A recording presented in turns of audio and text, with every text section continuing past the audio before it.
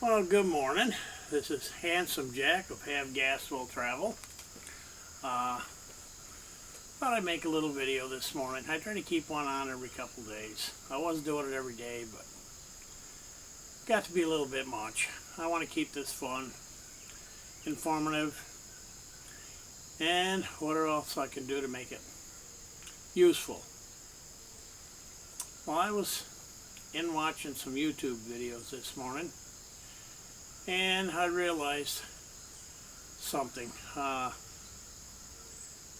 If you have an RV, you don't have a lot of money. I mean, we don't have a lot of money. We're both retired. We're on fixed income basically. We have enough to be comfortable, but not money to waste, we'll say. And I'm the type of guy that has to stay busy most of the time, although I do have my coffee breaks from time to time. I like my coffee.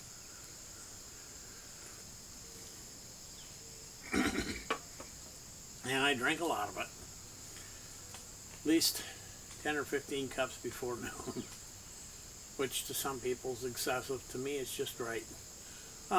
But like I said, I was watching some YouTube videos this morning, and I noticed something. If you watch the videos,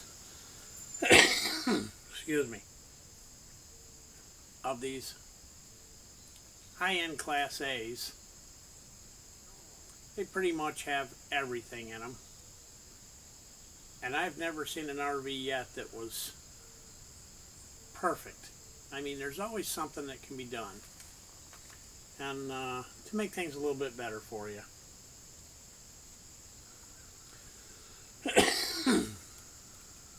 Anyway, I found out that if you watch the videos from people that don't have a lot of money, they seem to come up with the best ideas for space saving, how to save money, because they're on a tight budget. Some of them can barely afford it. And they seem to come up with things that, because they can't afford it, they figure a way to get around it. So they do their own thing. And I was watching a video by Rusty Nail. They bought a Class C, and it don't matter if it's Class A, Class B, or Class C, or van, or whatever. His couch was sticking out too far, and he had to jog out around it every time. He was afraid of falling down the entrance stairs. So he took the couch out, a big metal frame couch, heavy, and he bought a little unit that the sides folded up on, and it fit right in where he wanted it. And boy, I just can't seem to get away from the traffic. I live down a busy highway. It was always noisy there. I'm out in the middle of nowhere, and I still have traffic going by. Anyway, he put this thing in that the sides folded up on, and I thought it was kind of ingenious. It gave him the room he needed to get around it, and yet the arm on it kind of lifted up and folded down, and it turned into a bed type thing. Pretty interesting video, and some of these people come up with some really good stuff. And if you're worried about tightness in your RV as far as a place to put everything, some of these people just have ingenious ideas that they come up with because they don't have a lot of room.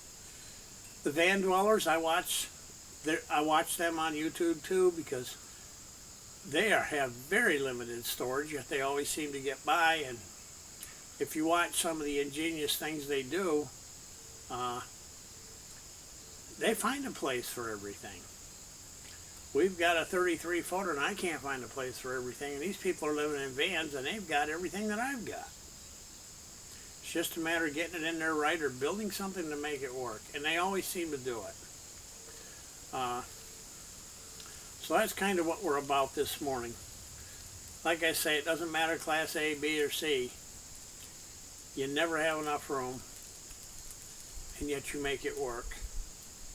And on this one here, I've added some things, but most of my ideas, if I didn't come up with them myself, and a lot of them I came up with myself, but not all of them. Some of them I took from other people. And like I say, they're starting out, they've got a Class C or a van or something, and it's an old one. I mean, you know, something they could afford. Some of them are paying $700, $800, $900 for them. But they're making them work, and the reason they're making them work is because they don't have the money to pay somebody to do it, so they have to come up with an idea that will work. And I guess that's what I'm trying to say this morning is, you can look at all the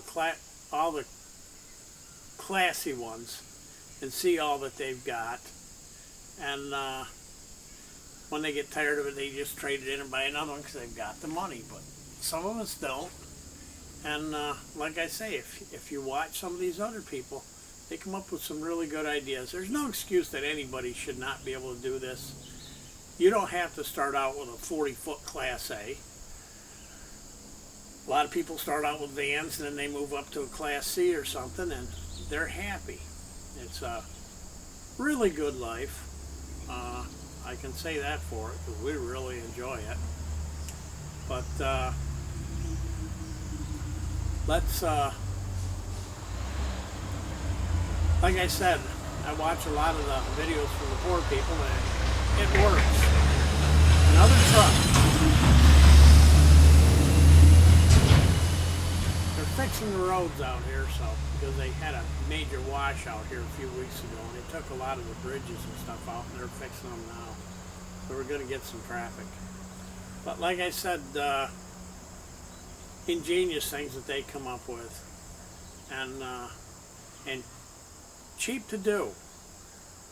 So if you're thinking about getting into this, you don't need to go out and spend $250,000.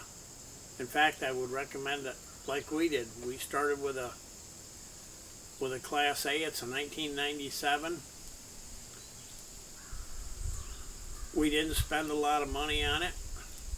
It runs good. The running gear's all good. Everything's good underneath. The engine's good. The transmission's good. I do have a leak in the hydraulics on the slide out, but I think I know where that's at. I think I've got it pinpointed now. I just got to go in there and check it's where the fittings all come together. I got to go in there and check that. But other than that, everything is good on that. The interior's not bad. It could use new carpeting. I'm not going to do it. We're trading it in here shortly because since we do enjoy this so much, we want to get something just a little bit bigger. We're not going overboard. We're trying to stay within a budget. And we know what we want, which I said before. We know exactly what we want. If we can find it, if we can't, we're not going to settle for just anything. We want what we want. That's the way it's going to be. And even on that, it's not perfect. I'm going to have to do a lot of things to it that I want to do to make it ours.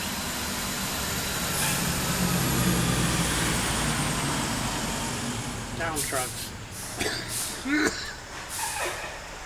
They're hauling gravel this morning for a road up here that they're replacing with loop. Anyway, I just thought I'd make a short video and say don't overlook I don't want to say poor people. The people that don't have as much as they're on a fixed income, don't overlook their videos. Their videos are great.